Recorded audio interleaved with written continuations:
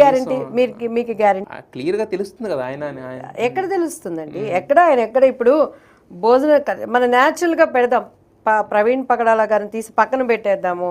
మన తారకే బైక్లో వెళ్ళాడు హైదరాబాద్ నుంచి. ఏమ్మా మీరు ఎక్కడైనా హోటల్ దగ్గర వెళ్ళేటప్పుడు ఫస్ట్ ఏం చేస్తారు? దిగంగానే ఎవడైనా హెల్మెట్ పెట్టుకొని ఎవడైనా అంతరిక్షంలో ఏదో అంటారే వాళ్ళలాగా మన సునీత గారు వీళ్ళందరూ వెళ్ళారు కదా, అట్లా టోపీలు పెట్టుకొని హెల్మెట్లు పెట్టుకొని ఎవడైనా కాఫీ షాప్కి వెళ్ళటం కానీ మందు షాపులకి వెళ్ళటం కానీ భోజనానికి కానీ కూర్చుంది చరిత్రలో ఉందా? న్యాచురల్గా ఆలోచిద్దాం మనం.